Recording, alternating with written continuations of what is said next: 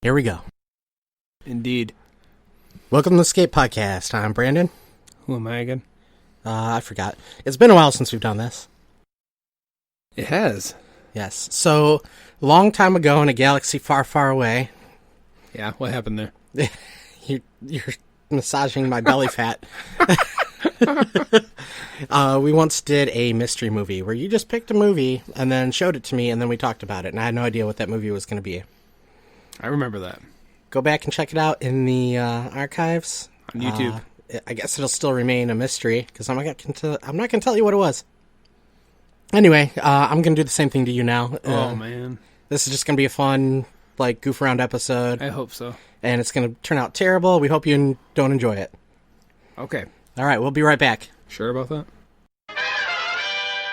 And we're back. All right, so the movie I forced you to watch, I actually brought several with me, but we chose something from this collection. You chose something. I didn't let you see this cover. Do you want to describe what you're looking at? Sure. It's a attractive woman holding a gun with a crosshairs behind her. Girls, guns, and G-strings. 12 movie set. What's it say up here? Oh, this is all him? Yes. Oh, my. Okay, so who is this guy? Tell me about him. Andy Sidaris. It's the Andy Sidaris collection. I have, 12 movies all by this guy. He must live. I have a theory that he lived in Hawaii, and he must have been friends with or owned an airport, because in all of these movies, there's some kind of aircraft involved, and all of the movies are kind of like this weird, some of them are connected and some of them aren't, but it's kind of like basically secret agents fighting bad guys. You know, okay, so it starts off with these female pilots. So I thought, and it looks like they were just like carriers between like the Hawaiian islands. So I just assumed they, were going to be caught in the middle of this. So it's like more saying that like they're spies sometimes, but then they're pilots just transporting cargo and people. Well, so the rest of the time? The one girl, she was a secret agent. That was her cover. The other girl was in witness protection, which they didn't go into. No, which you think since they mentioned that we didn't even say the name of the movie we watched yet. We watched Hard Ticket to Hawaii, which is kind of a famous one now. It's a cult classic. Yeah, I'd seen a bit of it from ridiculous movies, I think I may have shown you the episode that it was on for Best of the Worst. Possibly. But that was a long time ago. So I have this 12 movie set. It's all on DVD. I think you can get the movie on Blu-ray now if you wanted to, but I'm fine with this. It has the double-sided DVDs. Mm-hmm. Now, anybody growing up nowadays probably doesn't even know what a disc is. But before Blu-rays, there were DVDs. They were lesser in quality, but better in VHS. You're going to have to look that one up if you don't know what a VHS is. But sometimes they would fit multiple movies on a disc or have special features on the other side. This one actually happened to have, I think, 2 movies per side. Mm-hmm.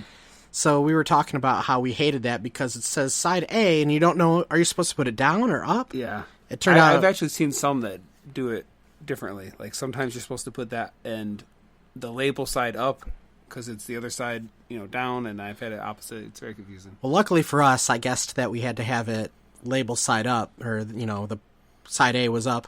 You lost me. So that way I wouldn't have to get up and put it back in. So yeah, you'd never seen this movie. I surprised you with it.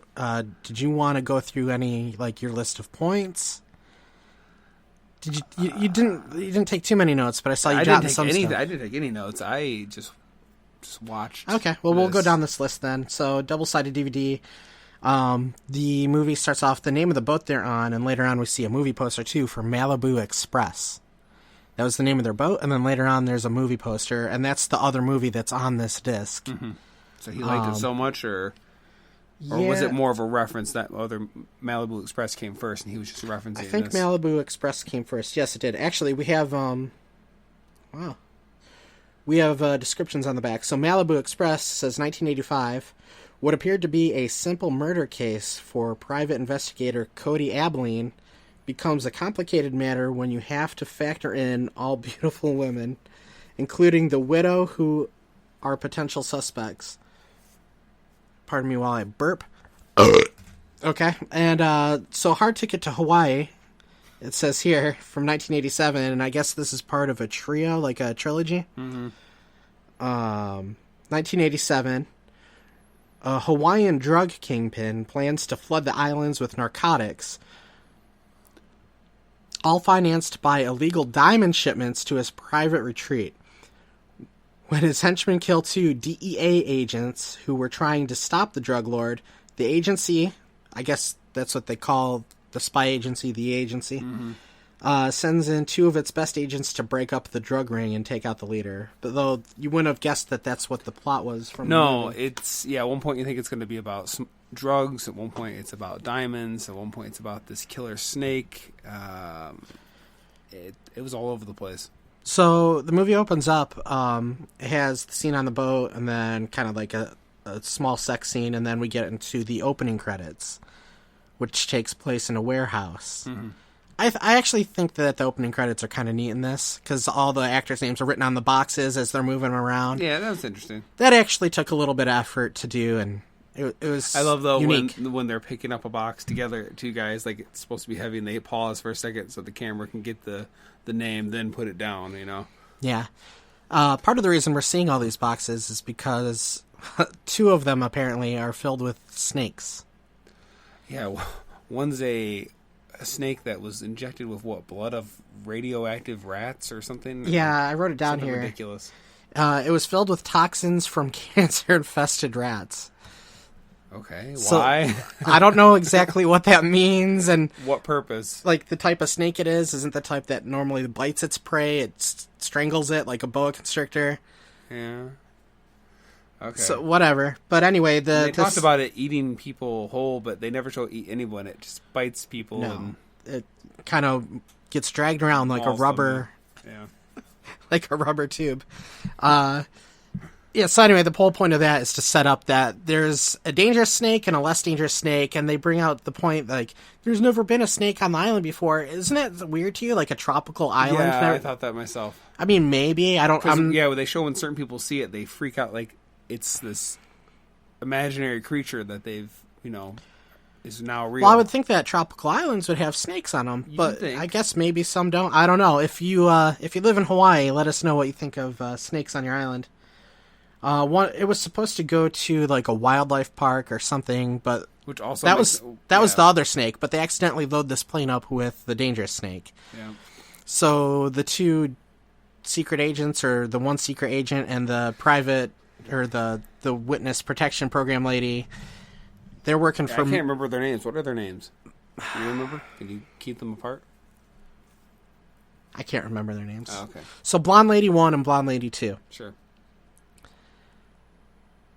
They're working for Malachi Packaging or something. So they deliver packages back and forth. They have their own small private plane going from Honolulu, Hawaii to Malachi, Hawaii. If I'm saying that wrong, I apologize.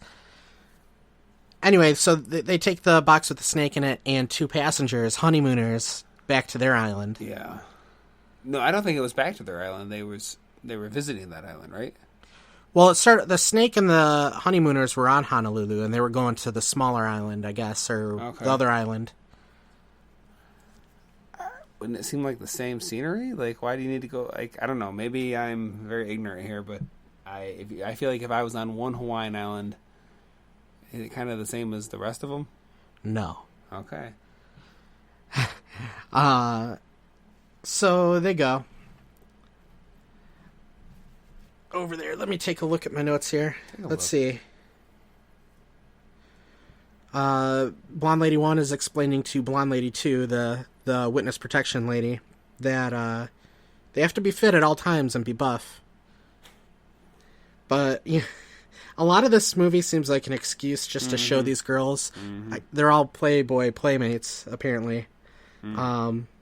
So a lot of exposition is done with naked women. I didn't notice. And even when they're not naked, like you were laughing at their ranger uniforms. Tell us about their ranger uniforms. It's like, it must be a requirement to have 5 buttons undone at all times, and shorts that right up the crack. Like, I mean, and then they have these like high cowboy looking boots. Like, it was ridiculous. During the flight, we hear the Hard Ticket to Hawaii theme. Were you digging it? It was. I'm going to download it. It's my jam. I actually didn't mind it. I thought parts of it were okay. Thank goodness. So there were multiple snakes and crates. We covered that. Wildlife Park. From there, we get to meet, his name in the movie was Mr. Chang. He was the bad guy, the big bad guy. Yeah. I wrote down, before we got his name, Thurston Bad Guyington III on his boat. He reminded me of the bad guy from Lethal Weapon 2, Diplomatic Immunity. And he reminded me of the guy from The Spy Who Loved Me, and it may have been the same actor that we're talking about. I couldn't find evidence that it was the same guy. Well, I can't remember Lethal Weapon 2, so... Anyway. He was also the bad guy in Bill and Ted's Bogus Journey. Was he? Yeah. The one in this movie? No. The guy from Lethal Weapon 2. Oh, okay. Yeah. So... Joss something? This guy, he's dressed up like Mr. Howell or something on his private yacht, but him and his goons have this little remote-controlled helicopter. I guess today you would use a drone. Yeah, I mean, essentially, but what was funny to me is how do they know where it landed, how long they needed to keep it there, when to open the door, when to bring it back. Like, it was... I'd assume maybe they had like a plan, like, it's going to be there exactly at 4 p.m., it'll wait for 10 minutes and then come back to us, and if the diamonds were gone, then they know that the guy got it. So they're using this helicopter, this toy helicopter, to deliver these diamonds. There's 2 little packages inside the almost the look like cockpit. sunglass cases. Yeah. And they take it from their boat, fly it over to this beach where the other bad guys are supposed to pick it up. And what happens is our blonde ladies are there to intercept it just by chance. Mm-hmm. Like, they weren't expecting it. It just kind of like, whoa, what's that? And the helicopter comes down, and they find one of the boxes of diamonds. They end up dropping the other one. Yeah, I was going to say, they got both of them, but they dropped the one. Because they got in a fight with the goons who showed up after the ladies. Right, and they made a point to show, like, it didn't look like she knew where it fell. Like, it was such a... Right, it was kind of chaotic. Yeah, she didn't have time to see where it went. So, blonde ladies have weapons in this scene. Do you remember the weapons they use? One of them pulls the throwing star out of her boot, and the other one, I think, has nunchucks that she just uses as basically just little sticks, little clubs. Nunchucks were used at least 3 times. Never swung around. Like, they were only used as blunt objects. Like, yeah, the first time she just had a threw bat them. Or something. Yeah, the first time she just threw them, and the next 2 times they used the nunchucks, they were just used as, like, clubs. Yeah. Yeah. And not only that wasn't the only weapon that was misused. At the end, we got that sword. I'm telling you, it looked like he threw it at them handle first. We should have rewound, but then it was sticking out of the wall, like it went in blade first. I saw it the way, it did the different way, but whatever. How'd you see it? Where he was holding the handle and, like, went whoop, throwing it like a dart, basically. Like, that's from the handle, though. He threw it from the handle, so pointy end at them. Oh, okay. Well, yeah. Maybe he did. It looked like... Okay, it looked the other way to me, but whatever. So, yeah, somebody... they had access to cool weapons, just nobody knew how to use them. Even as something as simple as a sword. They should have gave the nunchuck people the sword. At least they could have swung it around. Yeah, sure.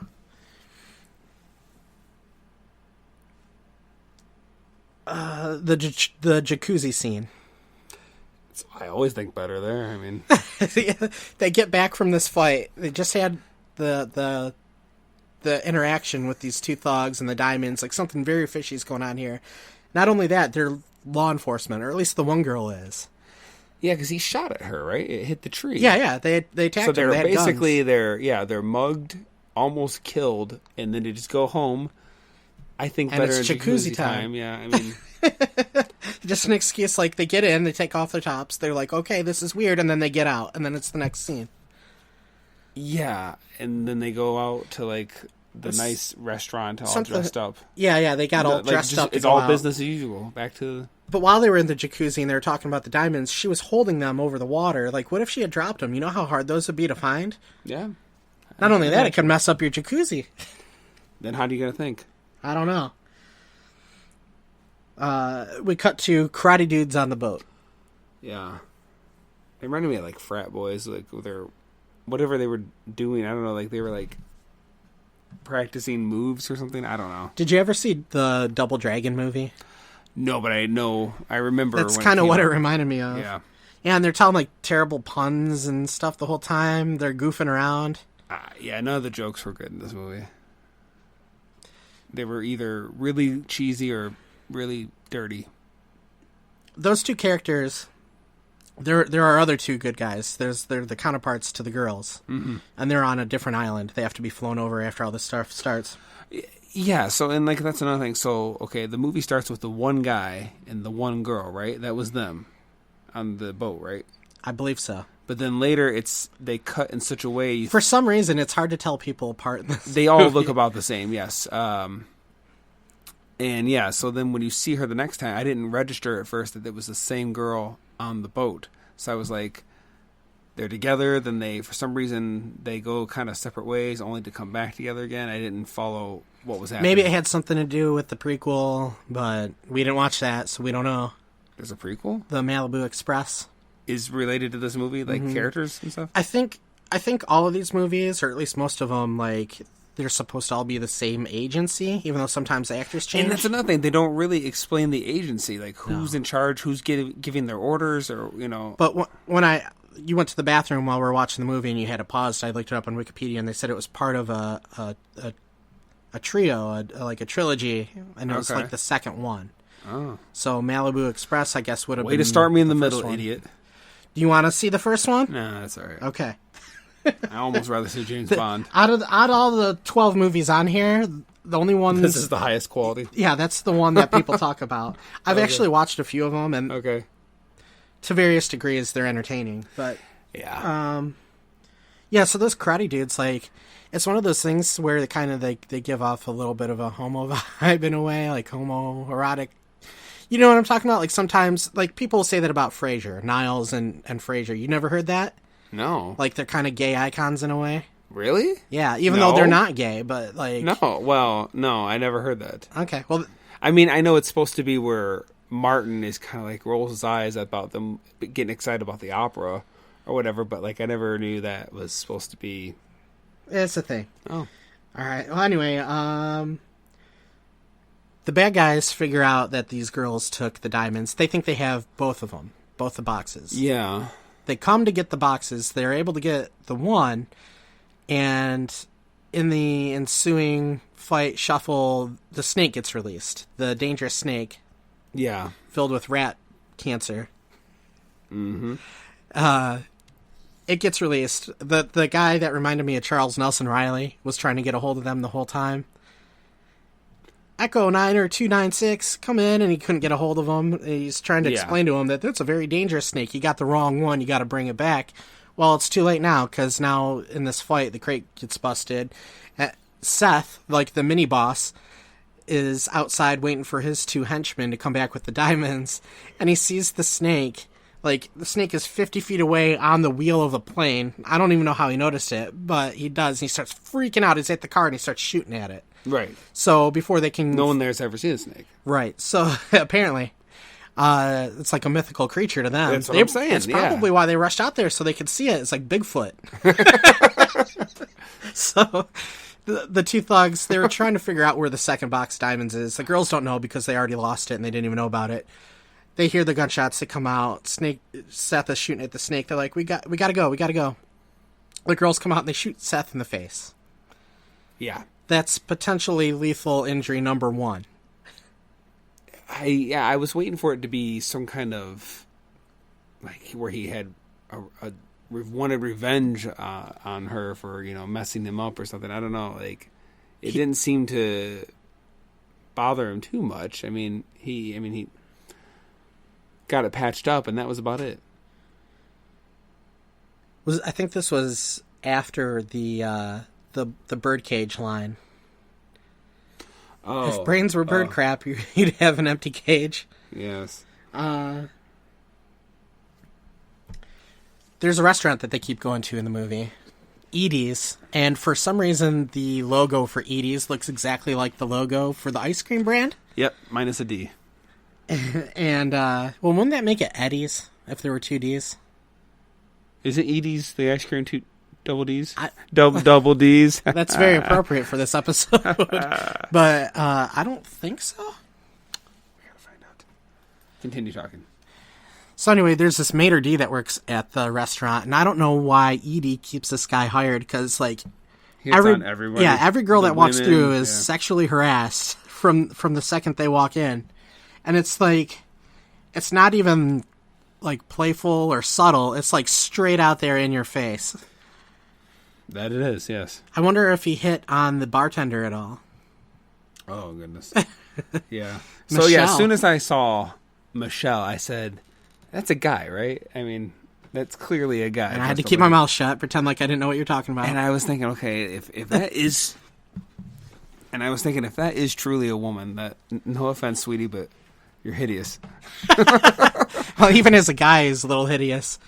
Yeah, it turns out Michelle, the bartender, is a bad guy in drag for some reason. Right, and I was saying, as soon as they revealed it was in fact a man, I was like, but they have a woman on their crew. Why wouldn't they have her?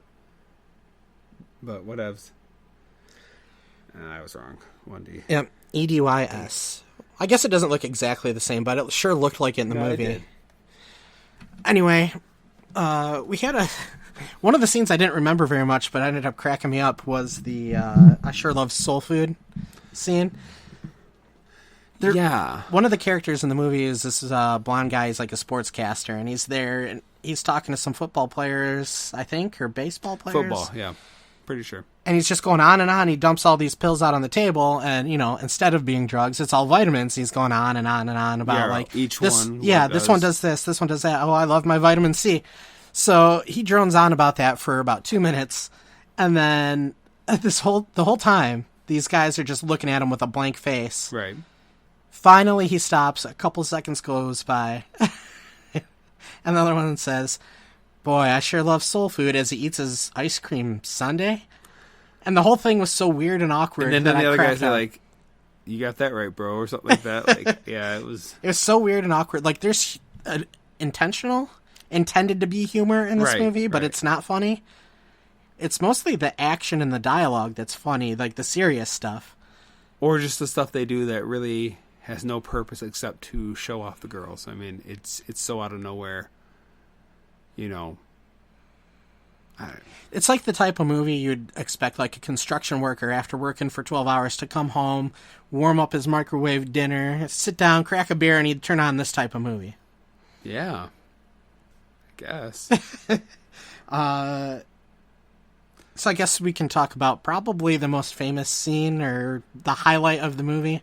The skateboarding scene? Yes. Okay, yeah, that's the scene. You go ahead and do this. Okay, I had seen this scene.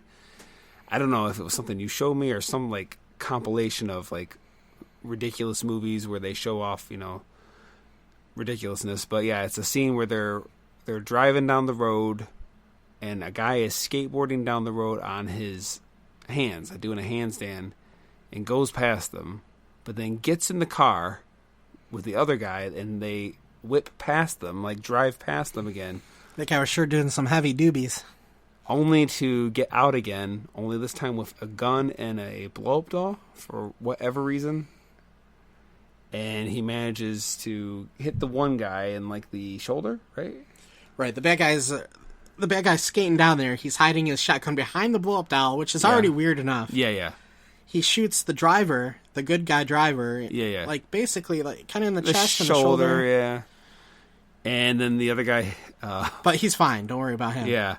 Pulls out a bazooka, or would that be a rocket launcher? No, I think it's. They call it a bazooka in the description. To me, it shot rockets. I don't know. I call it a rocket launcher. A bazooka is the one. Yeah. Okay, whatevs. Yeah, he shoots the guy and then shoots the doll. What did bazooka shoot? Because those were rockets. Those are like rockets. Does a bazooka shoot a rocket, or does it shoot bazooks? What does it shoot? Let's find out. Let's have Google answer it. What's the difference between a bazooka and rocket launcher?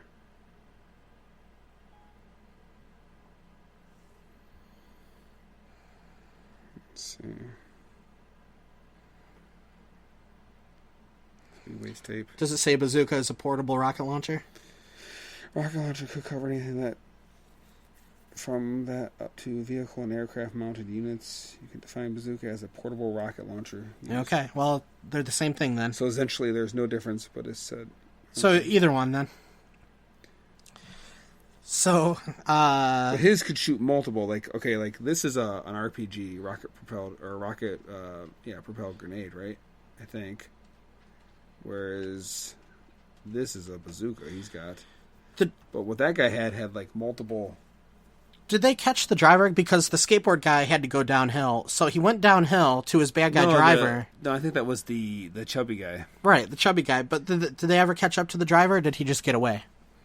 No, he got away at that point. Okay, so skateboard guy, they're like, I'm fine. He shot me, but I'll be okay. Let's get him. So they back the car up in reverse. Mm-hmm. They hit skateboard guy with their car, their Jeep. Is that how it went first? They hit him? Yeah, they hit him with the Jeep, and which caused him to shoot into the air like he was on a trampoline. That makes sense. I get that. And while he's in the air in slow motion, bazooka guy, Bazooka Joes him and blows him up. Well, he can. I mean, he's got to use that. He can only hit a moving target with a bazooka. he explained earlier in the movie that he can only hit moving targets with bazookas. He's no good with a gun. So they blow him up.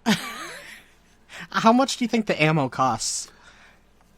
Money's no object. Apparently not, because look at the boat he has. The blow-up doll is still in the air. Yeah. And it becomes a literal blow-up doll when he hits it with the bazooka. Yeah. That is like one of the funniest scenes. If you have never seen this movie and you want to make a friend laugh and they have never seen this movie, just pop it in. Don't tell them anything about it. And when you get to this scene, like if you guys aren't cracking up at that, I don't know what to tell you. I don't think it made me laugh. I was just more like, why? Like, what? Well, why? That's just as good. Another one of the famous scenes in this movie is the Frisbee guy. Yeah. It was so His name was Shades, and believe it or not, he actually wore sunglasses a lot of the times. In fact, I don't think we saw him without them. No. So, I mean, I don't know why they'd call him Shades. He loves to play Frisbee. They said he plays, like, every day for, like, hours. Yeah, there's a girl that runs on the beach, and she'll play with him. He's a guard. He's a guard at Seth's mansion. Yeah. He's guarding the beach side of the residence. So he's got his machine gun in one hand and tossing the Frisbee back. But if he gets really into the game, he'll set the gun down. But if he doesn't set the gun down, he's pointing it at you the whole time with his finger on the trigger while he's throwing a Frisbee. Right, so he makes a special Frisbee that has razor blades. The good guy does this. Yes, in it. Karate guy number 1. He gets the girl to go and like challenges this guy to a Frisbee throwing competition, which, that he's got to accept. I mean, he's got a title to uphold and toss it back a few times, and then he replaces the good Frisbee in the bag with the weaponized Frisbee. And did it cut off his fingers too? I know it hit him in the neck. I don't even know what happened. Yeah, I mean, I don't know if he caught it and it somehow went right into his neck, and it just seemed like such a overkill way to kill. Yeah. Google or YouTube. I don't want to. Frisbee hard ticket to Hawaii. You'll see what we're talking about. I thought you were asking me to do it. I was like, I saw it, man. What are you talking about? A lot of times we try to come up with Star Trek connections, like it's a running theme with us, either because we think it's funny or like maybe you're serious about it. Everything connects back to Star Trek somehow. Well, we were trying. We didn't see one necessarily in this, but there was a muscle lady who kind of reminded us. Spice Williams from Star Trek V. Right. It wasn't her, but it reminded us. It was not. Well, I never actually thought it was her. I was just about to say it looks like, it's reminded me of her. We both made the joke at the same time. We're still in sync. One man's dream is another man's lunch. It's true. Yeah, what was up with that? They had that letter. They felt they needed to put it in a sandwich, then light it on fire. Like, what was the purpose of that? Yeah, they got like a Mission Impossible style like message. This instead of the message self-destructing, they had to burn the message they got. But put it in a sandwich. Yeah. The secret agent that receives his special orders in a sandwich. They ordered lunch from this place, and they got like a normal sandwich, like one you'd make from grocery store bread. Yeah. in a styrofoam box. Yeah, Did they really have to burn it in the sandwich? Couldn't they just eat in the sandwich? You'd think, but I don't know, man. So this whole time, all this stuff is going on, gunfights and people throwing nunchucks at each other and swords, explosions. Nobody contacts anybody that would be like in charge. Like, you think like these agents would contact their headquarters or talk to local authorities or government agents or something. How is anybody supposed to know, like, when they find these bodies, what's going on? Like, the police discovered the honeymoon couple that got attacked by the snake. They just left them there. They didn't pick them up or do anything with them. Right, and what's weird is, like, you think this agent would have seen some action so she wouldn't be as shocked and horrified by things she's seen, but then she would, you know, she would kill people and all this stuff, but then she would see dead bodies and scream and, you know, I don't know. It made no sense. The acting was hilarious in those scenes. Like, oh my gosh, they're torn up. Let's go back and talk about this thing and probably take off our clothes. And that was it. And it cut to the next scene. There was the one time they were at the restaurant and it kept cutting to them on the beach during the day, but it was nighttime. And it just kept going back and forth. Time's tricky. I guess. If you're listening from Hawaii, tell us how day works there. We'd like to know. Because in this movie, it sure is confusing. Yes. Speaking of the snake. What about it? Just when you thought it was safe to take a pee. Yeah. We get to the end. They kill all how the did bad they get guys. that snake to do what they need to do? I was a well-trained rubber snake. That was fake? A little bit. What did you think of the snake puppet? You know, when they showed, like, it through the crate box, I guess it wasn't that bad. But, yeah, once you see the whole snake, I mean, that was pretty bad. There are times when it's moving around where it looks okay, but, like, there's a scene where it's crawling into a hole, and you can see, like, its tail is molded a certain way. Right, and it just falls right in. Yeah, or, like, the head didn't look great. Yeah. But, like, the rest of it, like, if you shot it the right way, it would be passable. But they didn't. But it just seemed so pointless. Like, you know, like I said, the most of the story was about these drug guys with the diamonds and, you know, taking their friend hostage and all this stuff. Right. And the snake was just this side plot that really didn't matter. I don't know. Yeah, like the sports guy. Like, why was he even in the movie? Yeah. There were scenes that literally had no purpose in the movie whatsoever. They were just wasting time because a girl was getting changed. Yeah. Yeah, they cut to the one girl. She felt the need to change before she went wherever. So she's starting to change. Then they cut somewhere else. Then they cut Edie. back to her finishing. It was just like... Right. And then that's Edie. She ends up getting kidnapped after that. Edie, the restaurant owner. Yeah. She's not necessarily a spy, but she's an informant. I didn't think they did a good job setting up these characters. I mean... No. Like, you just kind of run into these characters and... I don't know. Like... I guess it doesn't matter. That's not what they were going for. Yeah. Is this guy... Is he still around? The director? I believe he's dead. At this point. I was wondering if there was any interviews with him where he talks about what was going through his head with these. Well, I think we know that. Yeah, wow. But, it's not a horrible idea. If you had the money to do it and you had the connections like he did, all right, I have access to basically these Playboy models.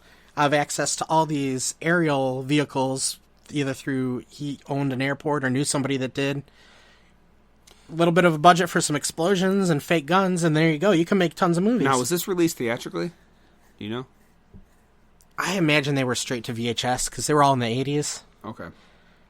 I mean, we could look it up, but we're not going to. I don't care.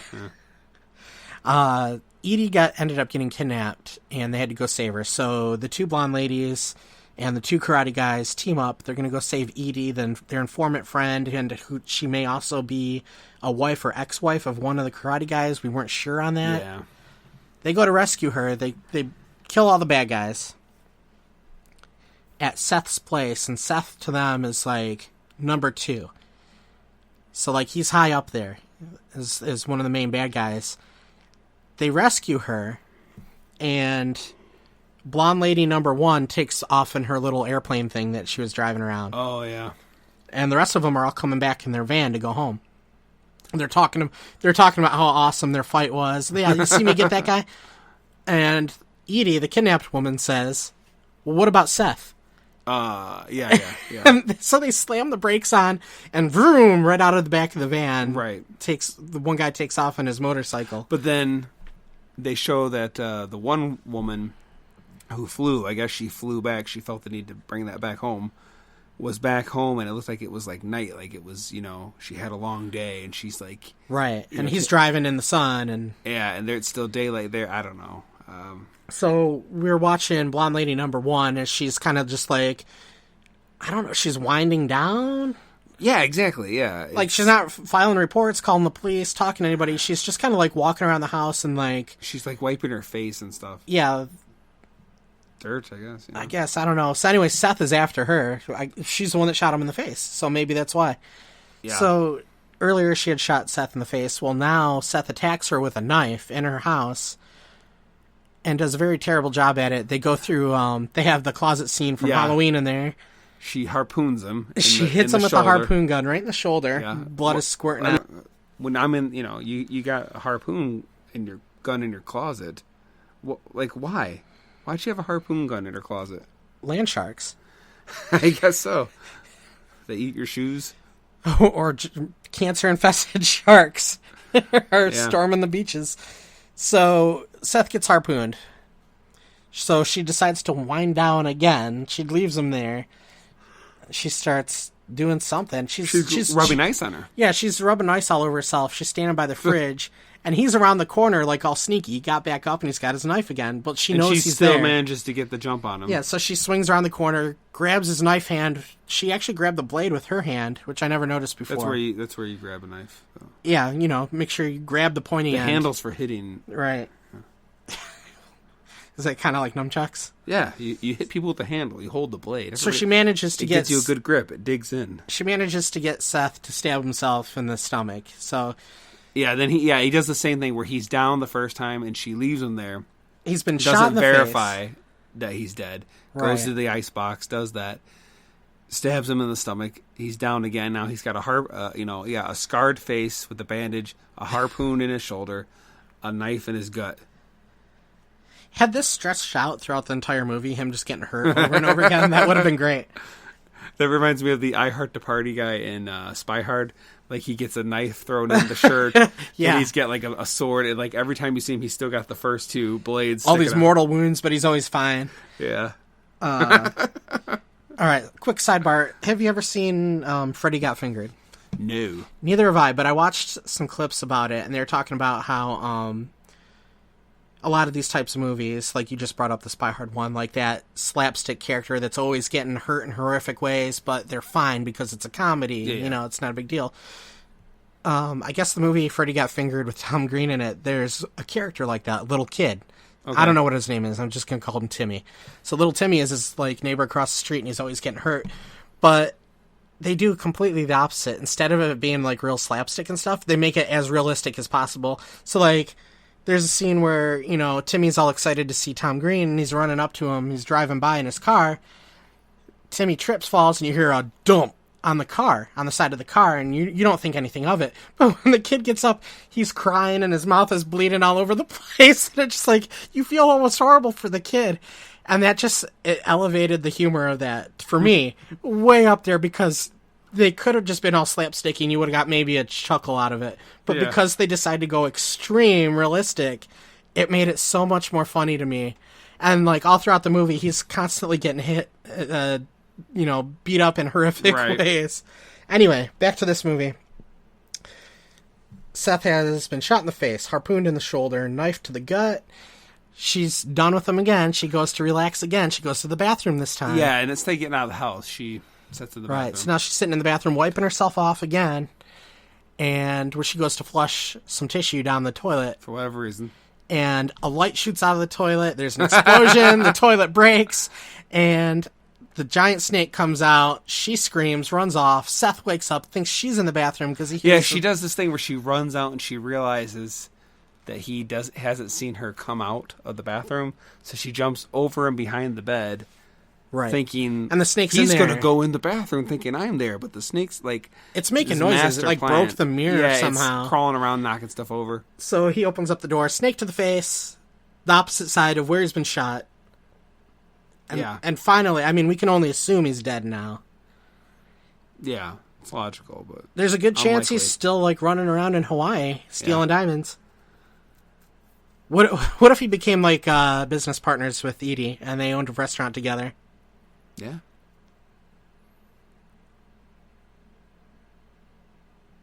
I got nothing to say on that. Okay. So anyway, that's when Motorcycle Guy finally gets there with his rocket launcher, bazooka. Yeah, which manages to blow the snake's head Yeah, off. And he smashes through and the I was house. thinking, you're going to cause a big problem here. You're going to shoot a rocket, in the house and possibly kill yourself. And it blows up just the snake's head. Yeah, after it blew the helicopter up. And Yeah, we just saw it blow up a whole helicopter with a humongous explosion. And now it's just like, super focused. Yes. On that snake's head. You turn the dial on it, I guess it took a rocket to kill it, even though they said it was going to die naturally within hours.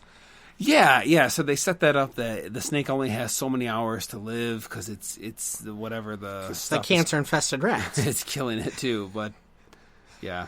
Yeah, so it's going to die anyway, but like she's shooting at it, and for whatever reason, the bullets are ricocheting off of its teeth. Yeah. Like, what is going on in this movie?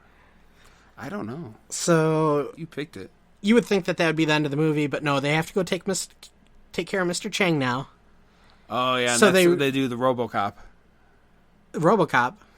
Where RoboCop goes to the big bad guy in the end, and remember the guy has to fire him because he can't kill any like of the city council people or whatever because it's like an order in his head. And the one guy, so he could kill him, he goes, "You're fired," and then you see now that he's not on it, he shoots him and he falls out the window in his long arms. You don't remember that?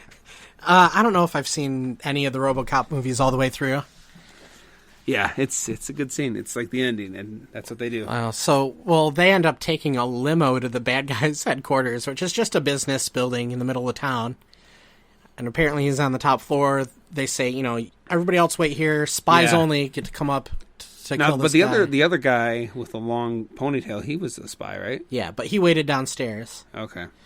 So they go up there, and Mr. Chang, it's time to bring you in, and they both have their guns. And he's got Mr. Muscles, and you think, you only saw him one other time, this guy with huge arms, so you think it's going to be something big, like some big fight. And they defeated him with the nunchucks. Yeah. How did they defeat him with the nunchucks? Clubbing him. So they get past that bodyguard, and here's Mr. Chang. Now, Mr. Chang, he's half Chinese and half British, they said in the movie. Did they? Yeah, but you would never guess it. He's probably the whitest guy you've ever seen in your life. And they pull out their guns, and here's this old guy who doesn't look like he could fight anybody, just pulls out a sword. He had swords mounted on the wall behind him. But he pulled one out of, his pocket. No, they showed him grab it. Did he grab it off the wall? He grabbed it off the wall. I did see that. I would love to back you up and say he pulled it out of his pocket, but... Well, those nunchucks came out of their pockets. Yeah, she, not discreetly, hands them to him, and I was like, how did they not see this? There was that scene earlier where the guy had, the fist claws, but he wasn't wearing a shirt, and he was just wearing, those loose pants, so where did those come from? Yep. Anyway, Mr. Chang grabs a sword, and he's very excellent with a sword, where he holds it with his fingers, the handle, the part that you're supposed to hold. He grabs it with his fingers, and, limp wrists throws it, like it's a dart at a pub. Of course, he misses. Barely, but yeah. And they shoot him out the window. Yeah. The end. And some terrible joke as he falls. I can't remember what it even was. It was terrible. Something radical, whatever. I don't know. Yeah. Oh, you were pretty interested in the camera in the movie. Oh yeah, the what was it? The Sportway. Crap. It was like a Sony Handycam. Yeah, I was wondering if that was a real camera or. And we looked it up, and you found anywhere between $20 to $50. Broken one. It was a broken one for parts only. If you want to fix up your. It reminded us of the Talk Boy from Home Alone, except yellow. Yes. Yeah. So anyway, that was a movie. How did you like Hard Ticket to Hawaii? Right in your face. Thank you. So I don't know, man. That was something. I could have gone without, but hey, I can check it off the list. I should read what it says on Wikipedia. It was short.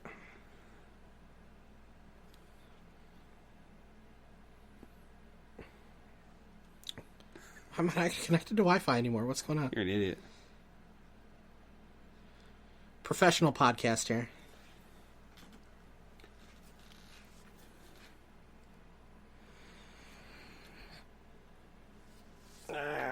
Reception.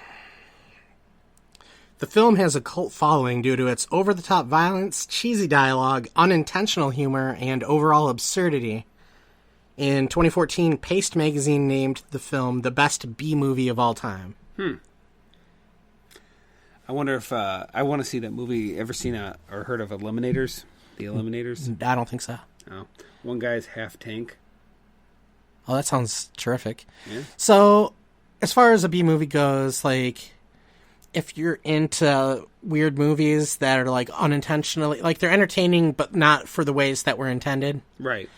Like, this one I'd say is worth checking out. It had some boring parts, but I don't know. I mean, it's something you could sit down, show a friend who's never seen it before to make them say, like, what the heck is this movie? Would you watch it again? Probably not. Maybe. Would you grade it, or you don't think it's worth a grade? It's hard to grade something like this. It is hard to grade. Because, like, this is a bad movie, but, like, it's one of those where it's, like, so bad it's good. Yeah, I guess. I mean, to me, like, when I think of bad movies, like, I'm thinking of the Avengers, like, you know, like, fun movies that are bad. Well, we're talking, like, cheesy bad, not, like, the big budget. This is low budget. I guess, yeah, you're right. So, it's a B movie. It kind of reminds me a little bit of the A-Team, except more violent. It'd be more like the B-Team. B could be, it's either a B movie, or B stands for boob, I don't know. But, yeah, if anybody out there, if you haven't seen this and you can enjoy that cheesy crap, I'd say check it out. All right. Fair enough. All right, and this is just something we did off a whim. We haven't done this in a while. It's been a long, rough summer. It's been hot. Well, whatever. I hate the heat. So, anyway, maybe we can get back on track here. I had fun watching this movie, and just, you know, talking about it is kind of fun. Anything you wanted to bring up about the movie before we go? Nope. All right, well, that's it. Thanks for listening. Yeah.